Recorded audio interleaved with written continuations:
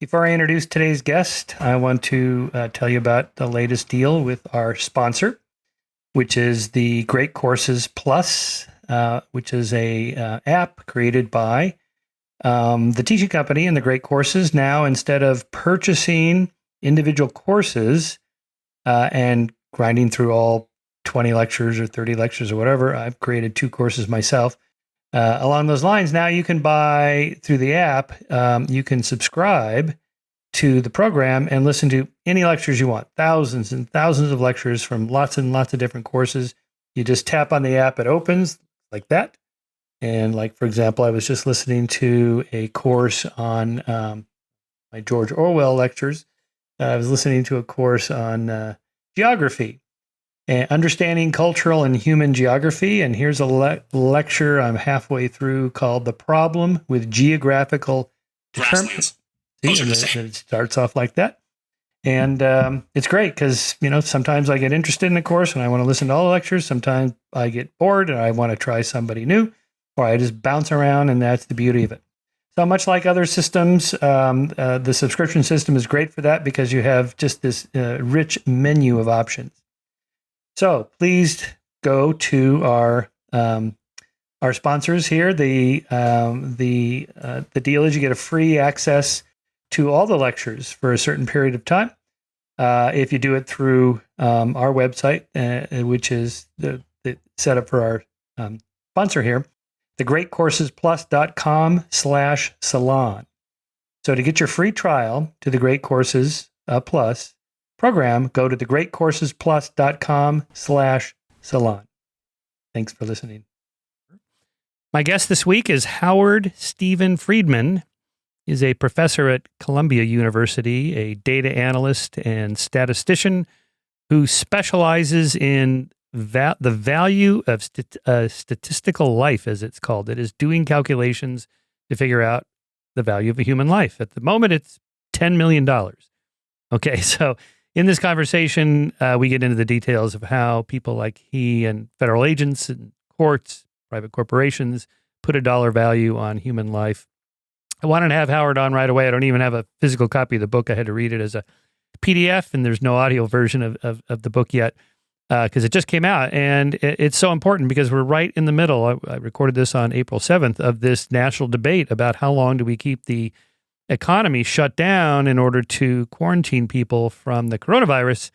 Obviously, we want to prevent, a catastrophic death rate. But on the other hand, if we kept the economy shut down and life shut down for, say, a year, that would also have consequences. Anyway, Howard is the kind of guy that makes those kind of calculations for a living. And so I wanted to have him on. So we cover all of that, plus related subjects I hadn't really thought about, like 9/11. What was the value of the 3,000 lives that happened on 9/11? Okay, that's been calculated. Or in the case of the O.J. Simpson trial in the civil case, how did they come up with the number? I forget, it was like $40 million that he owes the Goldman family and the Nicole Brown Simpson family. The other family, and they came up with numbers.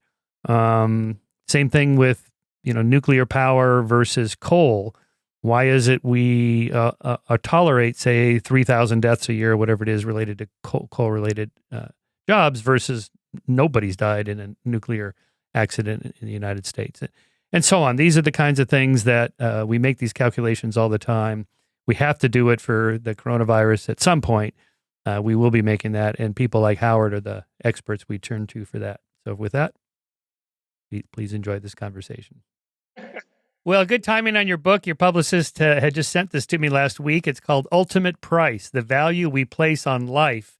I wasn't sure where I was going to go with this until my friend Toby Young in England at The Spectator wrote an op-ed the other day about the cost of closing the economy and how that could also kill people. And he got hammered for even just bringing up the subject. Like, how can you dare say that we shouldn't save every single person we can from COVID-19? Okay, so now I realized, okay, I see where this conversation's got to go. Your work and your book is perfectly timed. This is now a national conversation, right? So you must be getting some requests like, what is the value of a human life in this context? And to be very honest, there's often some disappointment because there's not a crystal clear answer. But we'll definitely get the chance to flesh that out and talk about what we understand well and what are still open topics. Yeah. So in this context, the idea that not just Toby, but many other people brought up is, by closing the economy down, then, the food supply chains and other vital resources supply chains are also closing down. That could lead in the longer run to deaths. Shouldn't we balance that out with, the COVID-19 deaths? Yes. Okay. Let's just put on the table. We should stay socially isolated for another couple of weeks or months or whatever. But at some point, there's a trade-off there. And the analogy I've heard is, there's 35,000 people that die every year on automobiles on highways. If we reduce the speed limit to 25 miles an hour, we'd reduce the number of deaths by, 90% or something like this, right? But of course, no one's going to put up with that.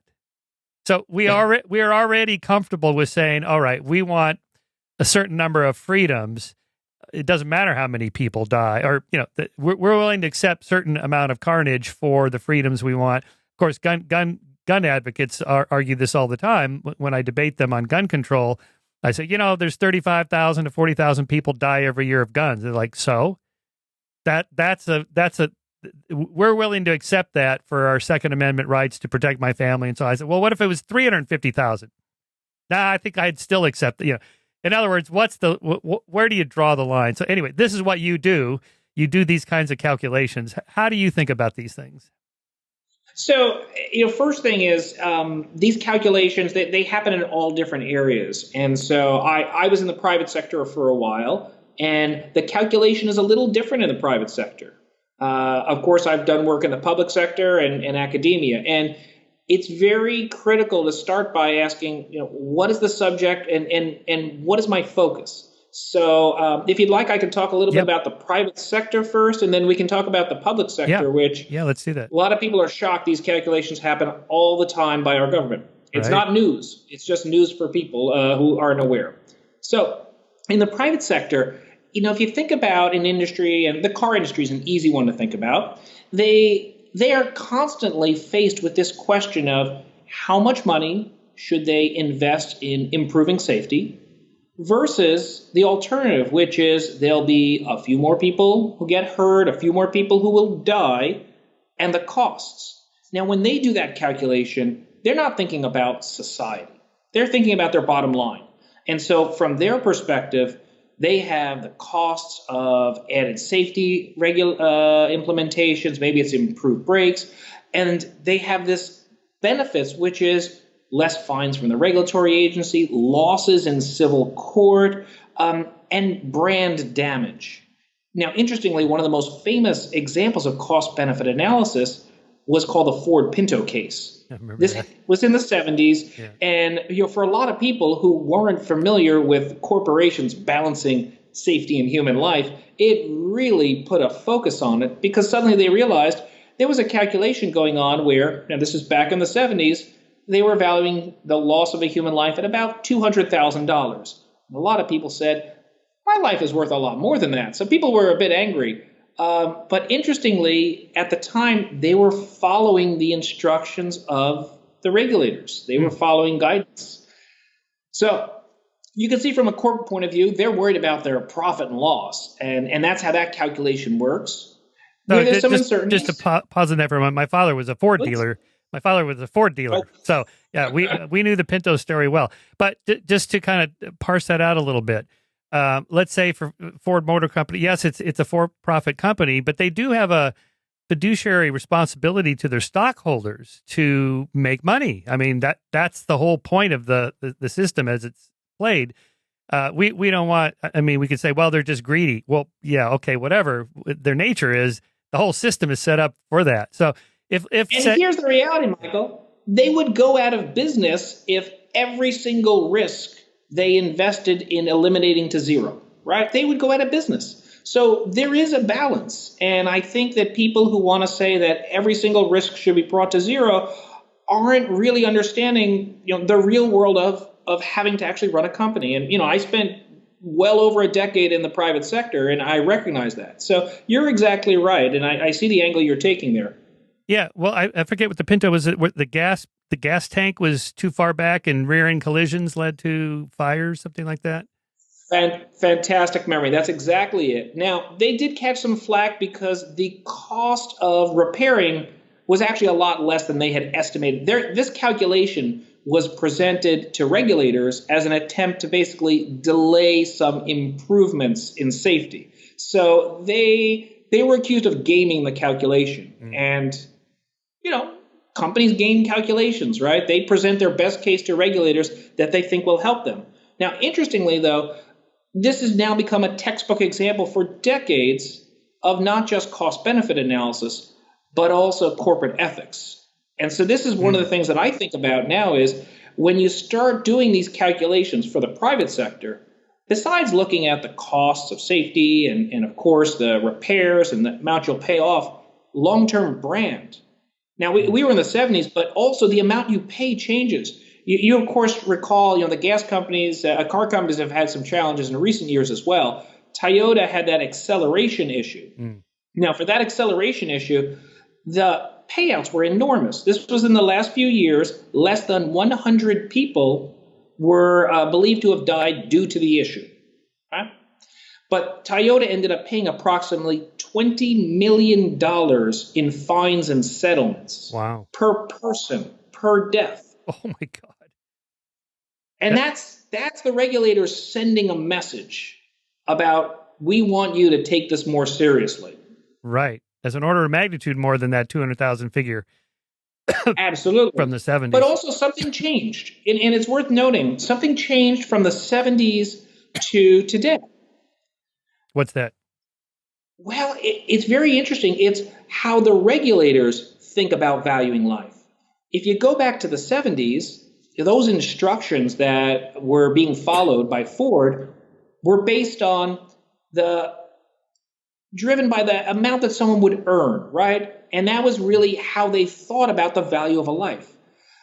There's a different metric that's much more commonly used now, and it's the standard amongst federal regulators. It's called the value of a statistical life. And this is not based on income. It's derived different ways, and I can tell you more about it, but it's a much, much higher number. And so every federal agency values each life the same, around $10 million per life in today's dollars. That's a very high number, and what it does is it encourages companies to really take this very seriously. And also, what to me is very interesting, and I hope we get the chance to talk more about it, is federal regulating agencies value all lives the same. Rich or poor, young or old, no matter who you are, they put the same value on a human life.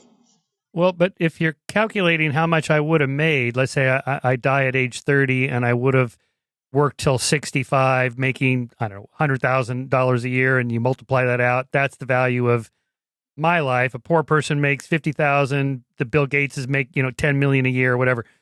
But what you're saying is none of that is part of the calculation of how much you personally would have been making, but the average person or something like that. Well, it's actually even a little bit more subtle than that. So it's not based on the earnings. It's based on people's willingness to take on risk.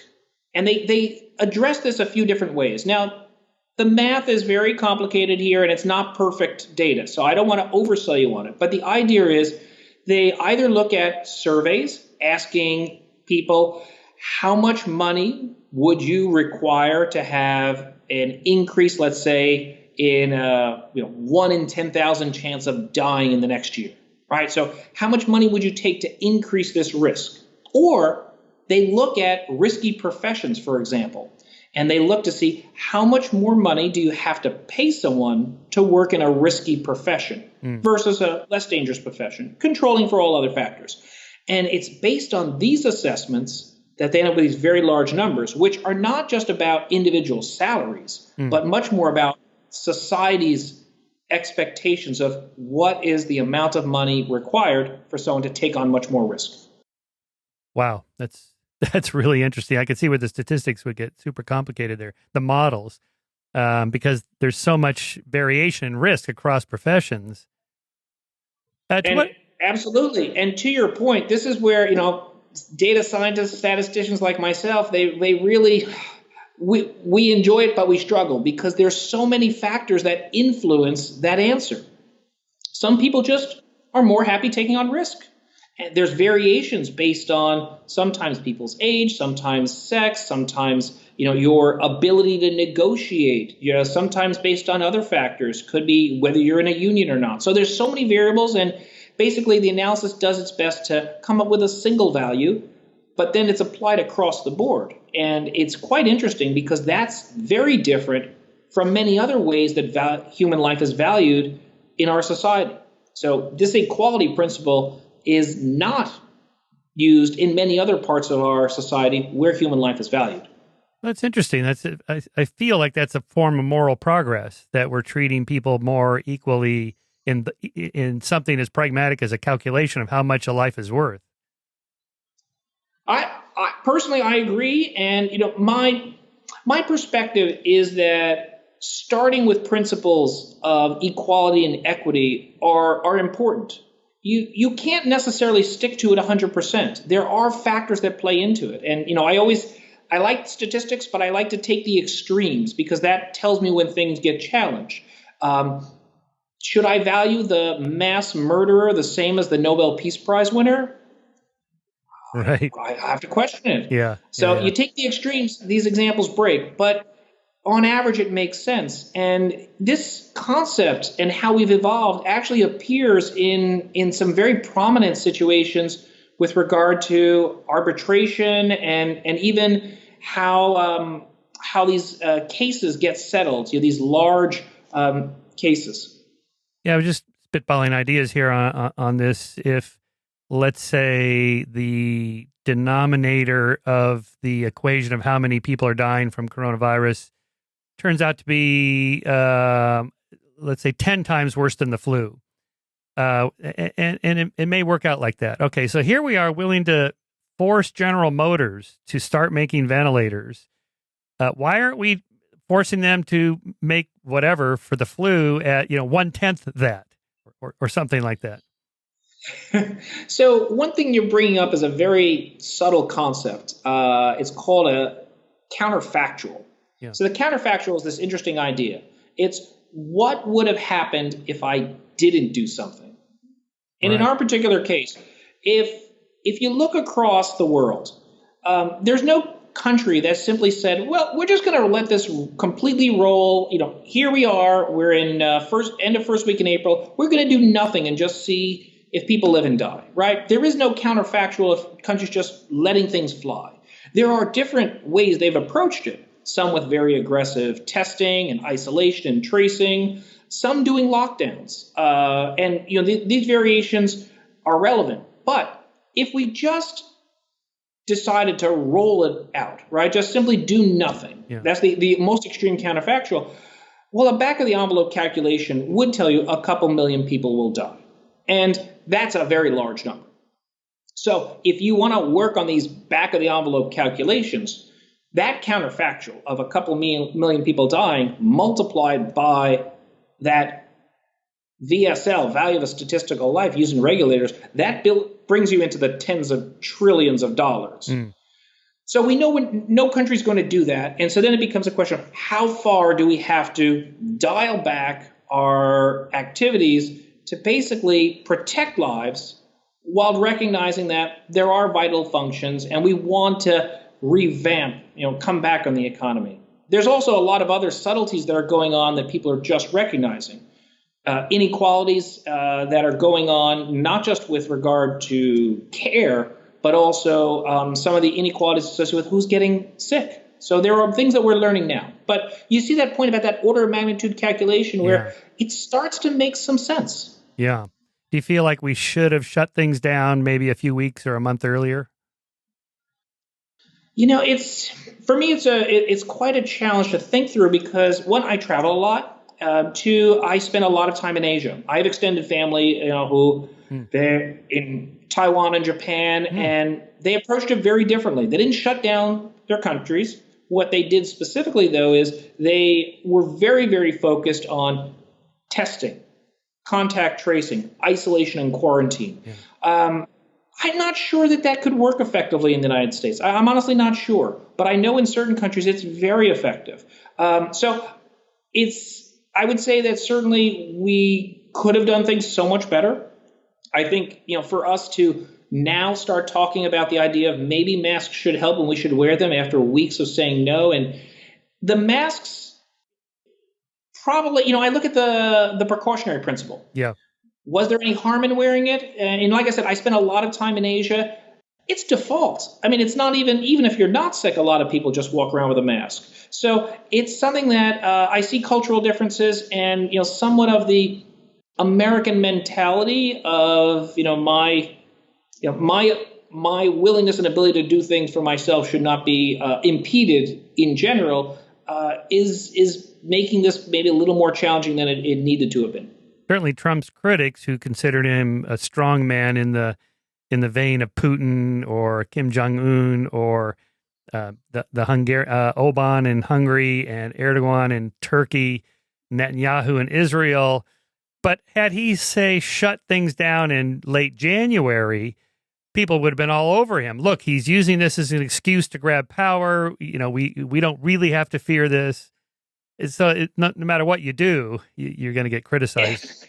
Now, if you're in power, doesn't matter who you are, to your point, no matter what you do, you will get criticized. No disagreement. But also, we are a large country which has very different situations in terms of population density, disease, et cetera. So, I think that the solutions are probably, ideally, if we could go back in time, sure, aggressive testing, contact tracing, the quarantining would have been great. I live in New York City.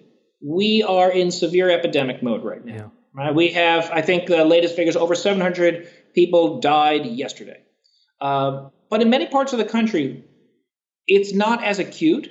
And perhaps there are different solutions versus shutting down that may be effective. That said, I think right now people are focused on just trying to contain this. I think there is a recognition that it got far further than it needed to be. And now we're going to have a strong reaction to get back and get this further under control. Because we've seen countries that have gone through that epidemic cycle and down, right? We know that this certainly can be addressed and we can address it. Yeah. Yeah, there doesn't seem to be much doubt now that this is way worse than the flu, probably at least an order of magnitude more deadly, maybe more. And even the first pieces of data that were coming out in January had mortality rates an order of magnitude higher. So that's not news, except for the people who didn't want to believe the data the first time around. Yeah. But I know you're very big into science skepticism, so you understand that concept deeper than I do. I do, yeah. Well, the other thing I'm wondering about that we still don't know is maybe it came earlier than January 12th. I think it was that man came into Seattle from China. I had friends, a couple of my cycling buddies got sick in December. The same kind of symptoms, nasty, dry cough, fever, and so on. They're wondering, I wonder if I had it back then. Maybe it came in November, and the denominator is much larger, which would make the percent death is not as catastrophic. Still worse, but not. And this uncertainty plays into the modeling. So, back to my specialty in data analytics and modeling. So the models that were first developed in the UK had assumed that, basically that there was a far higher percentage of people who were COVID positive than was known. And then they made an assumption about herd immunity. But a lot of the assumptions were not defensible. And, in that particular case, as people looked more at the models, they realized even their best case scenarios did not seem plausible. And, when I talk about modeling, I talk about it for professionals. I teach graduate level data science courses, but I also talk to a lay audience. And when I talk to a lay audience, I tell them, ask yourself, are the basic inputs reasonable? Do they make sense? Are they defensible? And are the key assumptions logical? And then do the results make sense? You don't have to know what goes on in between, but if you can at least check all of those marks, maybe you should trust it. Now, in that particular model, I don't know the details about the basic inputs. Wasn't my area of expertise. I didn't see the key assumptions underneath. Yeah. But I saw their best case scenario resulted in hundreds of thousands of people dying. And I said, well, it's wrong. Yeah. I don't need to know any other piece of information. But if China and South Korea have already shown that they could have scenarios of only a few thousand dying, then the UK should not have a best case scenario of hundreds of thousands of deaths. Yeah. Yeah, you mentioned the trolley problem in your book. Here I'm thinking, at the end of April, where a lot of hospitals are about to be overwhelmed, in which they're going to have to make some of these MASH unit type triage decisions. Do we save the old guy, the young person? Fortunately, I guess babies are not too badly affected so far. But at some point, the 20-year-old, the 50-year-old, the 70-year-old, who do you treat? How do you think about that? So, the first good news is that very few hospitals hopefully will have to face that choice. You're probably familiar with some of the modeling that's been done by University of Washington, where they're looking at the state level capacity and the projected cases. So the good news is very few states will likely have to be in, what we unfortunately might call the Sophie's choice situation. Yeah. If hospitals and states have to make that choice, though, it's very difficult. There isn't good guidance, right? There might be ethical guidance, but here in the United States, we don't have a single set of metrics that says you need to optimize on the expected number of life years or the expected number of lives. And in fact, if you go into a little bit of the details about the Affordable Care Act, one of the interesting things that you'll realize is when they look specifically about how they decide to allocate resources, they're not supposed to think about disability, age, or future life expectancy. So that's a very subtle thing that's built into the Affordable Care Act. So not that rules everything. The U.S. is somewhat unusual versus many other wealthy countries in that we have this mix of public system for healthcare, a private system for healthcare, and we have all these other kind of elements that play into it. So there's no universal rule, but I do think that in a few locations, the decisions will have to be made, and I think it's going to come down to physicians making personal decisions.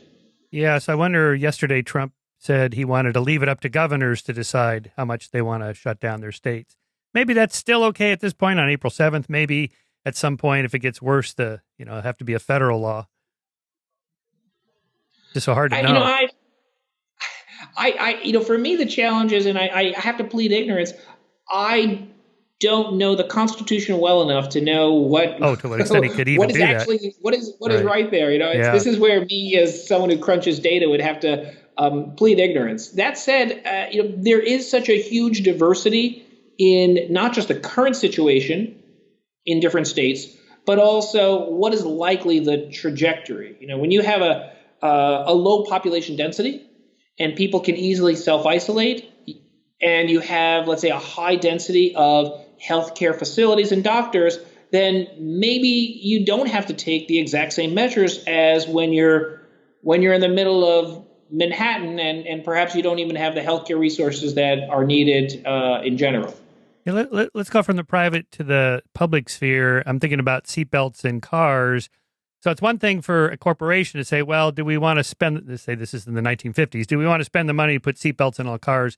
At some point, the federal government says, you are putting seatbelts in cars, and if you don't, here's the fine, or whatever. Now, why is the government doing that? I mean, I'm free to, it's my life if I want to not wear seatbelts or a helmet on the motorcycle or smoke or whatever. But we're doing a different kind of calculation there, the cost of healthcare that gets spread out to all of us. Very, very great point. Yeah, it's interesting because at that point, now you're talking about the regulatory area, and regulatory covers many different systems, right? You have the National Highway Transportation Safety Administration. You've got the Food and Drug Administration. You've got different Environmental Protection Agency. Each one of them has a cost-benefit calculation that they perform when they're proposing a new policy or regulation. That cost-benefit calculation is not the same as a corporate one. So when the corporate one is, they're focused on what happens to their bottom line, right? How am I going to make more money? That type of thing. The federal government, when the agencies do it, they're looking at what are the costs associated with, let's say, this seatbelt law and the benefits. And the benefits are associated with reduced mortality and morbidity, right? So deaths and injuries. Here, they're valuing those lives, today in 2020 at a death of $10 million per person. So that's the calculation they're doing. Now, the question about how does that, impact on your own personal liberty, once again, way out of my expertise. But the data analytics part, which to me is so interesting, is those calculations are fairly clearly specified how they have to do it, right? It's not that each regulator sits there and does their own thing. There's a very straightforward process for it. The calculations have to be shared in the public domain, and the assumptions have to be transparent. And as we mentioned right at the beginning, the value of each life is the same. Now, interestingly, they didn't always do that. And I'd love to tell you about that, what the EPA tested the waters on back in the early Bushes. Right. So it was during the early 2000s, the Environmental Protection Agency decided that instead of valuing all lives the same, they would have two values. One value for younger citizens and a different value that was lower for older citizens. And once again, they had to release this information. Rights groups were livid. They called it a senior death discount. Right. That wasn't meant as a compliment, obviously. And basically, these citizen groups pushed back on it and said, this is unacceptable. How dare you value our lives, elderly people's lives, less than other people's lives? And the EPA backed off. Since then, no regulatory agency, I think, has really even attempted to value lives differently. And to me, the seed or the kernel in that's critical, and I hope people absorb it, is you can understand some of the key things in these calculations. And if it's not fair, if it doesn't attune to what you believe is right, you should protest. You should challenge that. You do not have to be an economist. You don't have to be a statistician. You don't have to be a data scientist to say, I think this is wrong. And often you can get a response from that. Yeah. I do say, hire some experts too, right? It helps to have some PhDs in the corner, right? Yes. Well, all of life is a trade-off, so you have to make that calculation, and sometimes for real, like in a civil court case where there's been a murder, a homicide, and the perpetrator is found guilty, and the jury is then told to put a value on the murdered person's life. How does that work in courts? So it's a very interesting example, right? So you're in civil court, and now you're trying to value what that loss of life meant to their loved ones. There's not a simple calculation there. And the truth is, sometimes in civil courts, they're looking not just at the financial loss, the emotional loss, but often they're trying to send a message. And so, I like to look at the extremes in situations like this. And, on one extreme is, the case, for example, of O.J. Simpson. Yeah, that's who I was thinking of. Great minds think alike. So, in that particular case, the civil court judgment was for over $30 million to pay the families of the two supposed murder victims, right? Now, in that particular case, the judgment goes out, and you could ask, well, why were those two lives deemed to be worth so much?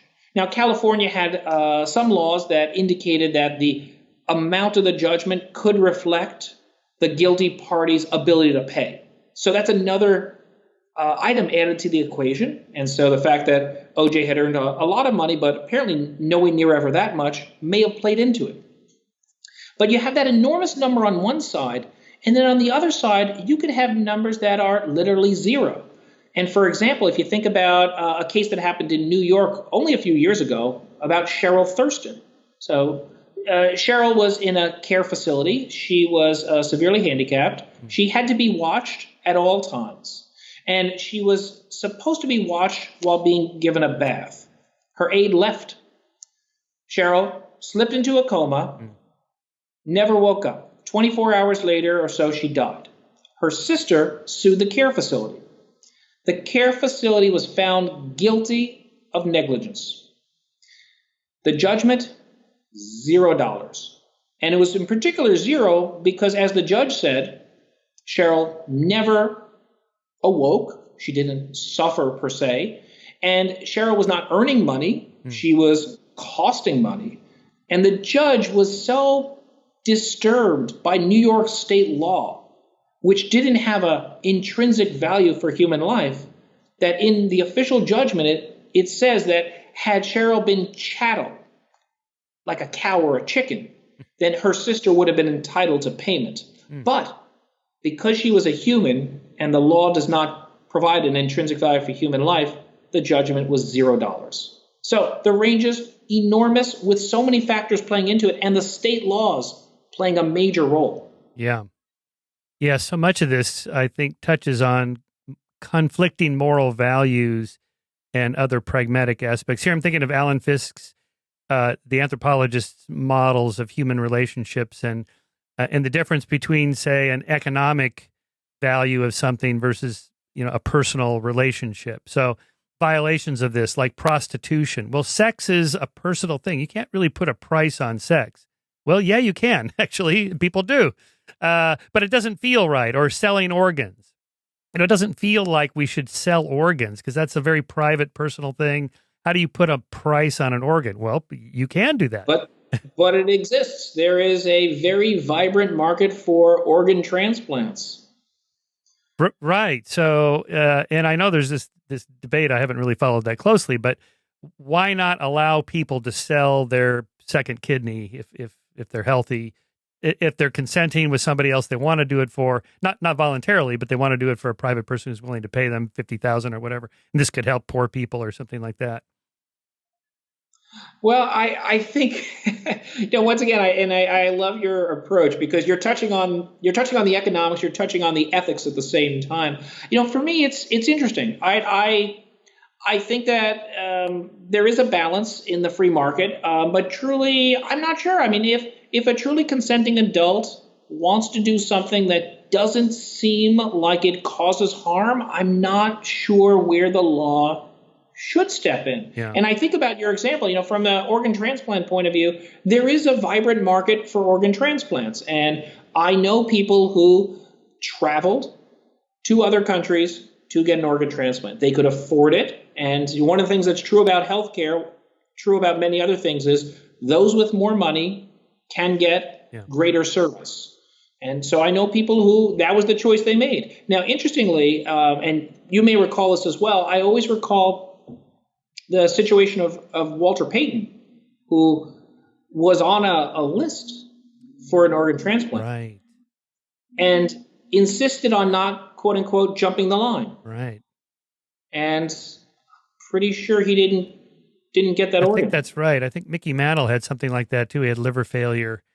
You're right. And in Mickey Mantle's case, it became very controversial because, Mickey had many deteriorating conditions the latter part of his life, yet he did get an organ transplant. And a lot of people questioned why did he get one versus perhaps other people who might have had a longer life expectancy, might have started earlier in the process. So I think that this is something that, it's a reflection of all societies, in particular the United States as well, which is those with the most means often can use that to their own advantage. And we saw this early on in the COVID, where at the very early stage, go back a month ago, the people who were getting tested were your celebrities. They were your wealthy people. Me personally, I had a fever a month ago. I had a pretty substantial cough. I went to the health facility.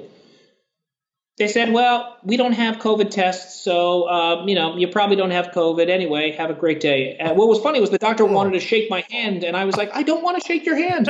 Can you not understand that that's not a good plan? So that was the time. If it was now, we have a lot more tests in New York, and they're trying to test everyone. But if it was Tom Hanks that walked in, he would have gotten a test. He wouldn't have walked in. He would have been... Right. Helicopter taken there, or they would have airlifted 5 doctors. I mean, different situations. Yeah. But we'll face that situation after I sell 10 million copies of this book, right? Yeah, that's right. Yeah. You can call the United States from your island. Exactly. Well, yeah, I'll look forward to that day. Well, the inequality issue is what people who object to organ sales bring up, that it'll be poor people selling organs because they can't afford the basics of life, and that's unfair, and rich people can go to poor countries and so on. That's the argument against it. And it is true that they're not.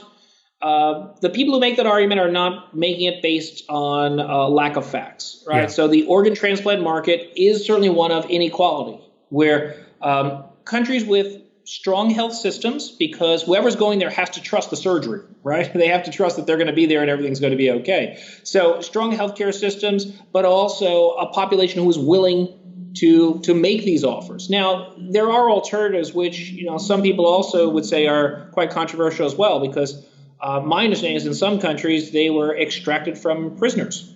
Oh, right. Yeah. So I've heard. Yeah, so you've heard. Rumors have said. After reading your book, I'm rethinking so many moral issues I've written about, like capital punishment. Just taking the ethics out of it, whether we want the state to be able to execute people or not. Just from a practical level, what does it cost to house somebody on death row versus a general population? That would be one of your type of calculation. Which is a very interesting point. Now, one of the things that I think most people find counterintuitive is in that argument about capital punishment or not, is the fact that because of our system and the ability to challenge at each round, the costs of putting someone on death row, my understanding is far more expensive than a life imprisonment. Yeah. So at least that, and once again, not my area of expertise, that is my understanding. It's a lot more. It's something like $60,000 a year for general population, and like double that for somebody on death row. There was even a story about prisoners that wanted to get on death row because they knew they could delay it for decades, and the food is better, they're safer there. The cots are soft. I don't know, whatever. I mean, so but take that point and back to our inequality point. The concerns for me beyond this question of economics are also, well, who is put on death row? Yeah. And if you look at it, obviously we have different state laws, but the components, there's a huge racial component to this. Yeah. The probability of being put on death row is far, far higher for murderers if the victim is white and the murderer is black than if the reverse situation. Now, that certainly has to raise concerns about inequities, right? Why should that ever be a factor? Now, there are lots of other factors. The vehicular manslaughter is the one that always throws me for a loop, because we understand murder and the emotion and issues involved in it. But many of us drive a car, right? Heaven forbid we don't want to have car accidents, but it happens. And if you accidentally run someone over and kill them, presumably this is just an accident. You didn't mean to do harm. But if you look at the punishments associated in these cases, so vehicular manslaughter, what you'll see is that the punishment is related to who the victim was. If the victim was unemployed, male, or black, on average, the punishment is lower. Now, is there any justification for that? To me, that seems like a brutal example of an inequality. And then, I look at, for example, how different crimes are investigated. I think about murder a lot. And the reason why I think about murder is because in all of the crime statistics, it's usually the one that's most accurate, right? You sometimes there's a dark figure of crime is what they call it. A lot of assaults aren't reported. A lot of rapes aren't reported. But murder is murder. Yeah. Usually there's a missing person or there's a body. So at some point, you're going to find about most of the murders. And in those cases, there's also huge inequalities. I talked about the punishments and the way race plays a role, but here in New York, every year we have about 300 or so murders, which, by the way, is much better than it was decades ago. We used to have about 2,000 a year in New York City. Now we're somewhere in the 300-ish range. But some cases get far more attention than others. We had a case a few years ago of Karina Vetrano. This was a national case in terms of news. Young woman out jogging, tragically situation. She was raped and murdered. At its peak, according to the New York Times, about 100 detectives were assigned to her case. Oh, 100. wow. Now, mind you, every year we have around 300 or so murders. But what about the other 300? Right. They Right. certainly weren't getting 100 detectives. Right. Now, that's not to denigrate the importance of the loss of her life and what it means to her family. But clearly, the allocation of resources was not even across all murders. Right. That has to be calculated. Like the Jesse Smollett case in Chicago, this is what pissed off the authorities there. It's like we could have been solving other crimes. The counterfactual. Sure. Yeah. Well, great. It's a perfect point. The counterfactual. The opportunity cost is a different way that economists would think about it. It's the time I spend doing one thing that I could have spent doing another. All right. Here's other things I've been rethinking since reading your book. So abortion, Roe v. Wade, you write about this in the book. Now that it's become such a polarizing conservative issue, it didn't used to be that way in the 70s and 80s, but it's now become kind of the central issue for conservatives. We value the life of the fetus over pretty much everything. And well, what if it's a poor black single mom who already has 3 kids? Can't you calculate the cost of one more baby to her life and the life of her current children? And that just seems like a conversation you're not allowed to have at this point on that issue. It's a difficult conversation. It's one that I think people don't want to have. It's a great one to read about in my book, though. And so what I would say is, in all seriousness, because people want sound bites. They want quick phrases that give them the answer.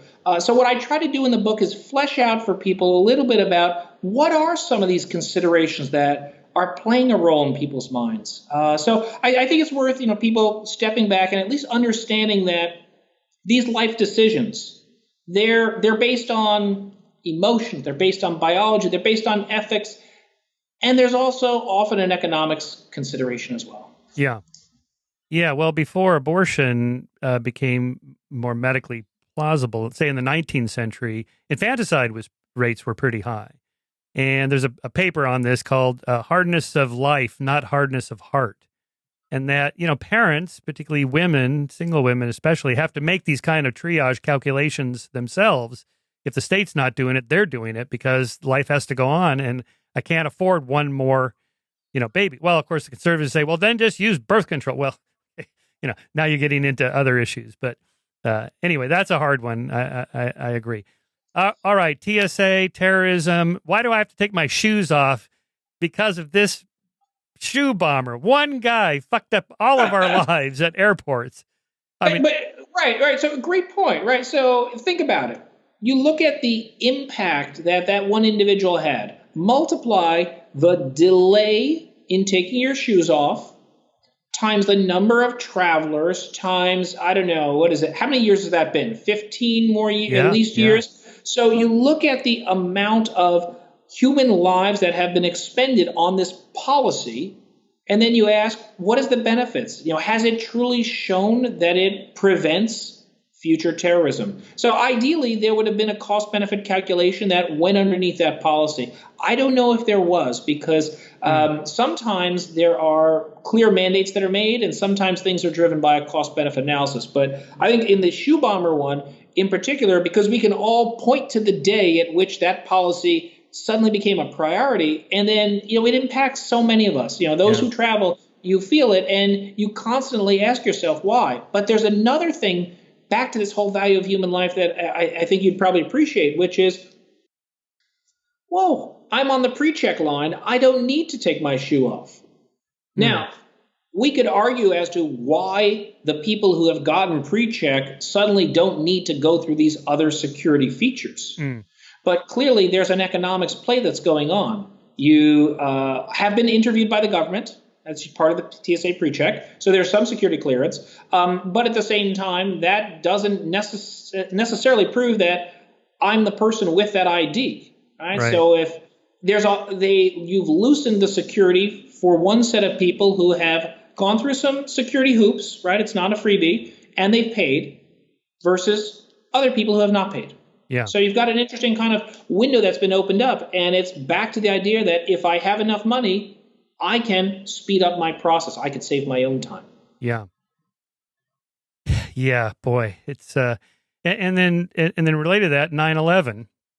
Weren't there some calculations on the value of each of the 3,000 lives?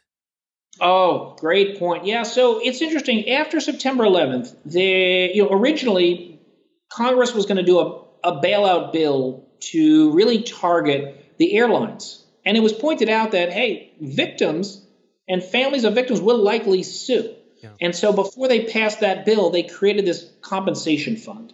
So it was funded by federal money. The person in charge of it was Kenneth Feinberg, world-class arbitrator. There's going to be a movie about him coming out this year. All right. So Kenneth Feinberg was told that he would be the arbitrator, and he was instructed that he had to take into consideration something about economics.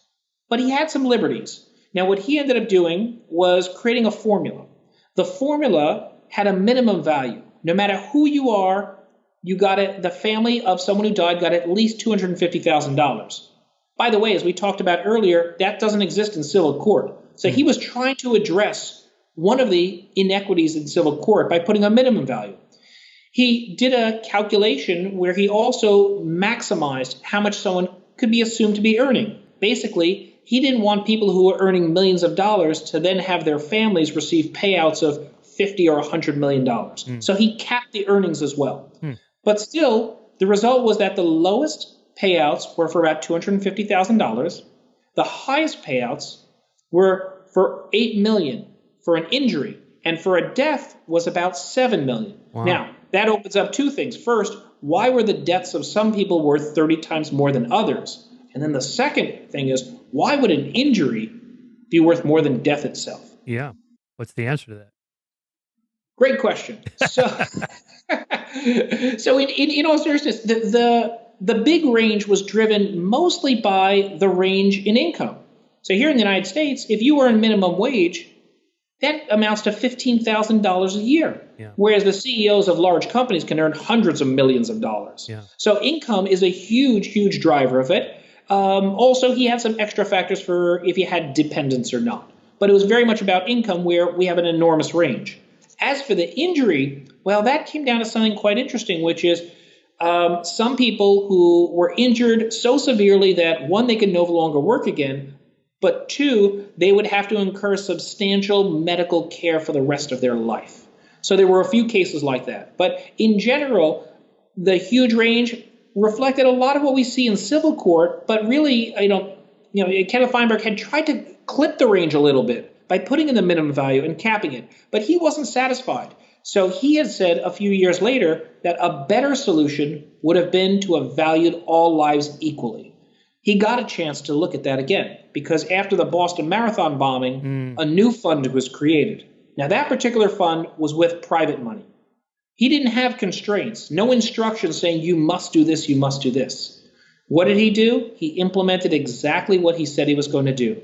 All lives were valued equally in the payout, which, as we started out at the very beginning talking about, is exactly how the regulators do it as well. So he implemented his version of equality in the same manner he said he would do if he could, and exactly the same manner that our federal regulators do today.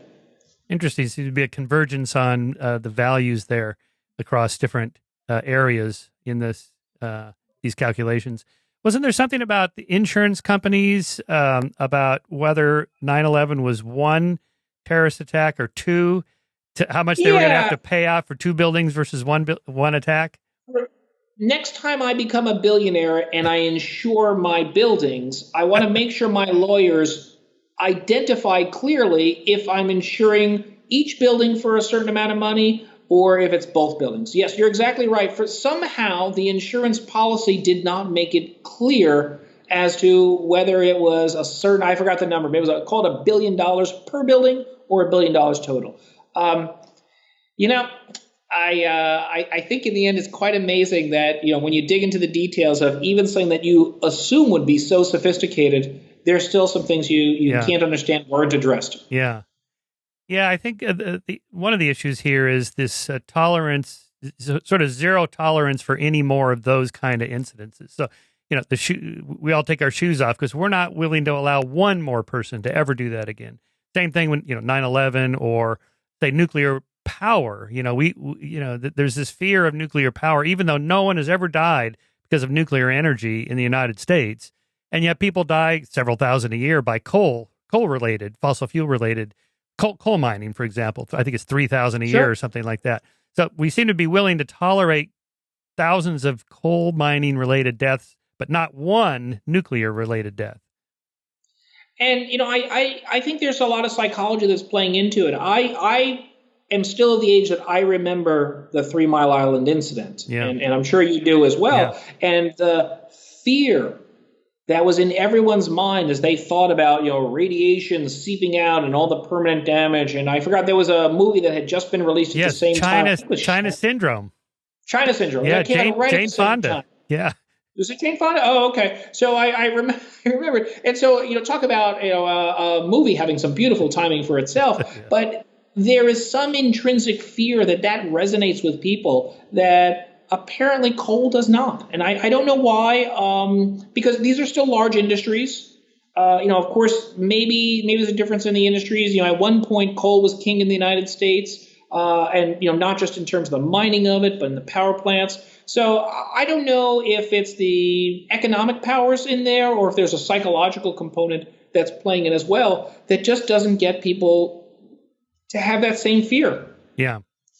And maybe it's this idea, and I think you would understand this better than I would have, a gradual threat that's there constantly versus a sharp point of a threat. The meltdown of a nuclear facility, perhaps for some people, feels quite different as a threat than a constant, steady threat that will add risk to your life of respiratory ailments, diseases, etc.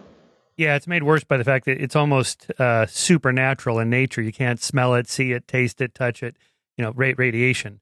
And it sort of feels like it could be much more dangerous. And also the potential, the counterfactual. What if it goes from 0 have died to 10 million in one incident? So we can't tolerate that. And here we are, 2020. So, we've lived through the Chernobyls. We've lived through kind of the incident in Japan where we've seen some radiation leakage and the attempts to control it and, the cleanup, the long-term damage. We understand the threats exist, but I do think that there's probably some strong combination of an economic component that's playing into the perception, as well as just human perception of steady risk versus, what is a sharp risk. And maybe to your point, people, I can see very clearly what is a block of coal, and I can understand how it gets crushed and burnt. I have an undergraduate degree in physics, so I can kind of understand a little bit about nuclear engineering, but I'm not going to oversell you on it. It's still quite beyond my comfort level to sit there and try to explain how a nuclear reactor would work. Some historian made the analogy with witches in the Middle Ages and early modern period. They have this invisible power over people, this kind of magic spell type thing that no one can see or measure or touch, but they have it. We know because that's what's causing the crop failures and the pandemics and so on. Maybe it's something like that. Well, here we are in the middle of a pandemic. I've been reading about apocalyptic scenarios for most of my life. This has always kind of been in the top 10. But for some reason, I remember I was at TED when Bill Gates gave that talk about this is the thing we should be worried about. And we all went, yeah. They said that about nuclear weapons and they said that about whatever. And, none of these bad things have happened. So let's just carry on. Now it looks like, maybe we should have been prepping more. But the hindsight bias is so distorting. It's terribly distorting, but you do ask yourself, what are the lessons learned, right? And I'm a big believer in cross-country comparisons. One of my previous books is called Measure of a Nation, which focused on comparing different wealthy countries on health, education, safety, democracy, and equality. And it just asked the question of which country does the best, what are they doing that's so exceptional, and what could the U.S. learn? Yeah. All right, so we're going to go through this experience. It's going to have, obviously, some devastating impacts on some people's health. It's going to have bigger impacts on the economy than I've seen in my lifetime. In fact, I joke with my dad. I said, "Hey, Dad, I've never seen a depression before. I'm concerned." And he goes, "I haven't seen a depression either. How old do you think I am?" Right. But in all seriousness, we're going to have these huge impacts. And the question is, what lessons do we learn? Not just about what other countries have done, but do we learn a lesson about the need for investing more substantially in the public health system? Is that a lesson or not? I do hope it is, because I'm a huge proponent of having a substantial investment in basic health for everyone. That's something that I believe in fundamentally, but at the same time, I know that doesn't resonate with all Americans. Maybe after this, it has a greater push, or perhaps not. Maybe people go back to their regular lives. You get through a traumatic situation, and maybe people revert back to their old world. I have a feeling things are going to change, even just like social interactions.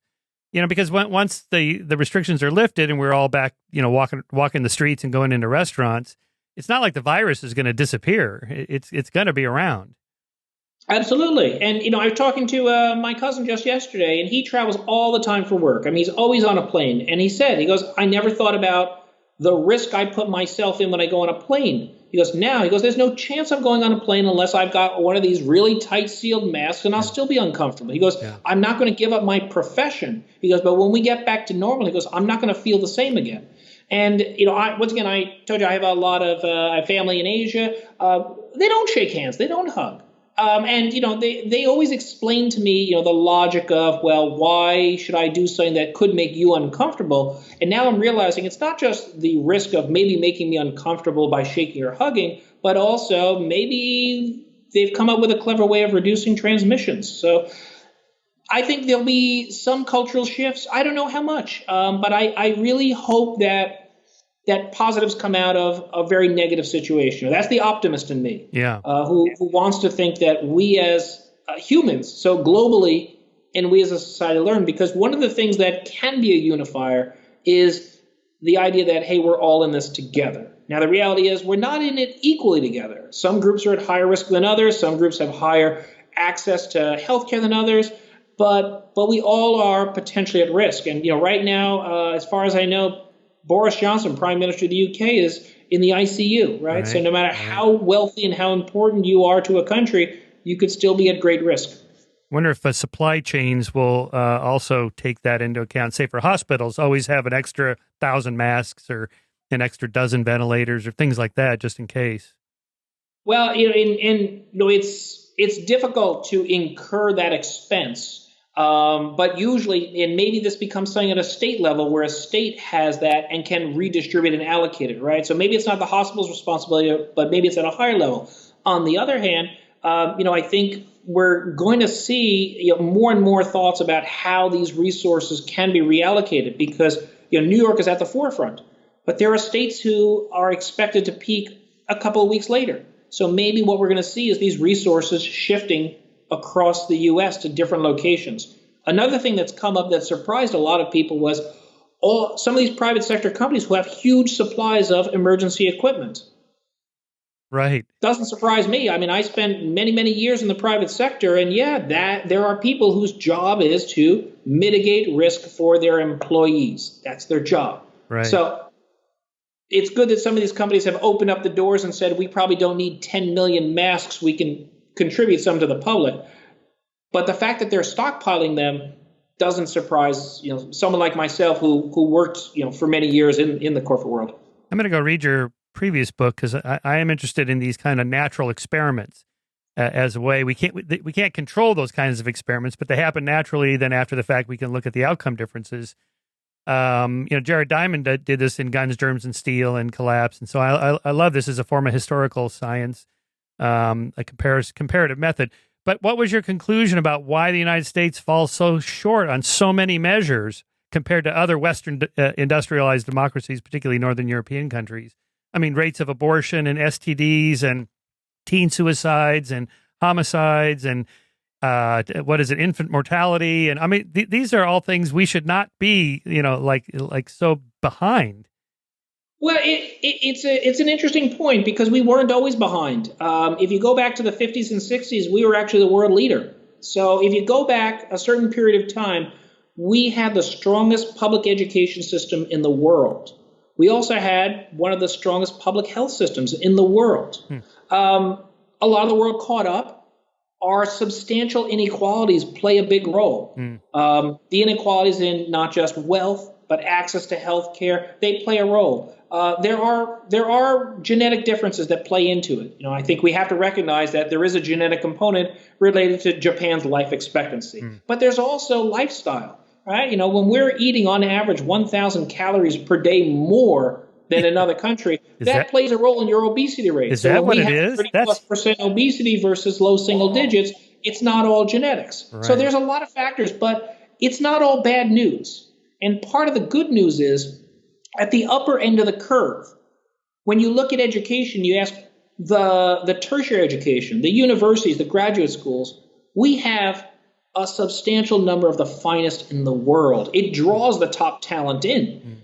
We should be smart about trying to figure out how to get them to stay, once we bring these incredible students in. But also even in healthcare, you look at some of the best hospitals in the world, many of them are here in the United States. So if you happen to have conjoined twins and need to have them separated at the brain, this is a good country to be in. On the other hand, for primary healthcare, we have a lot that we need to do better. Yeah. I want to be mindful of your time. We've been going for more than an hour. I know you're in high demand here. I just want to get a couple of practical pieces of advice. So you're a professional statistician who studies life insurance. You have a young child. What do you recommend parents for how much life insurance do I need? What do you do? How much do you have? You're going to hear a very funny answer back. I don't own life insurance. You don't? Oh my I do God. not. And I have a whole chapter about life insurance. Now, that doesn't mean I don't have my better half giving me a little bit of a lecture every couple of weeks about this. But here's what happens, right? Ideally, you do some calculation, and it may be something that estimates the replacement value of life, right? So if you're not around earning your income, how much would your family have received had you been alive, right? And, you have a young child as well, right? So if you're not around, let's say now, for the next 20 years, how much would you have earned? That's one way to calculate it. Another way to calculate it is the expected needs. So what's the lifestyle your family needs to have? And you calculate it that way. But then you have to balance that off with the affordability, right? So maybe I do that calculation and I determine that my family is going to need $3 million over the next 10 years or 15 years. So I do that calculation, but then I have to look and see, well, what's the cost of life insurance? And maybe that's not going to work for so affordability plays a role.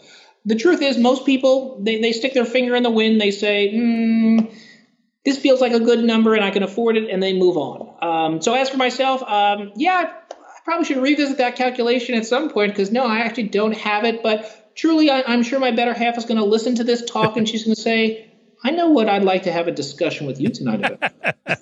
Either that or you have to have a separate account set up, well invested, that would pay off or something like that. Well, I'm not there yet, and clearly the stock market has not been to people the last not so good right month, now. So. The other thing I wanted to ask you, but so I turned 65 this last year, and so I started doing what you do, calculations. Like, all right, I'm in a bet against the government about how long I'm going to live now. Should I start collecting next year at 66, which I'm allowed to do, or should I wait till 70 because it's a lot more at 70? But wait, if I'm dead at 75, I should have started at 65. But if I make it to 80, then it's better if I wait till 70. So the truth is, so you've got there's probabilities, and you're an individual, right? So you could look at the probabilities, and then you take your best bet, depending on what is your life expectancy. And that's got a lot of factors, right? Genetics has some factors. Lifestyle has some factors. My impression is you're in great shape. If you want, maybe drop down, do 50 push-ups for me. If you can do that, I would say I would definitely wait until age 70. If you're able to do that. My dad, he took good care of himself for a long time. He's in great shape. I'm quite sure he didn't start drawing until the maximum age possible. And, part of it was in his mind. He was saying, hey, he's taking care of himself really well. Also, I'm sure he thought through the genetics. His parents all made it well into their 80s, and so he figured he'll wait and take a bigger payout. So I think you can look at the odds a little bit, but there's no perfect formula. But I think it's not unreasonable to ask yourself, how are you doing physically, when you're approaching that age? Yeah. What do you think realistically are the odds? Genetics plays some role. I don't want to overemphasize it, but it's some role. So, the reality is if both your parents didn't make it to age 55, then maybe that's not a good gamble. On the other hand, longevity happens to be a nice thing in my family. Every one of my grandparents made it until well in their 80s. So I would probably be feeling more comfortable with that bet. Yeah. Really interesting, Howard. Thanks for coming on. I'm sure that, there's not a better time to have your book out here, because this is what we're all thinking about now. I mean, we're sort of forced upon us to think about the world the way you do. The book is Ultimate Price, The Value We Place on Life. Indeed, we are now. Thanks for coming on. Thank you. It was a pleasure and an honor. Good luck. Bye-bye. Stay safe. You too. And isolated for another couple of weeks. All right. Bye-bye. Thanks. Bye-bye.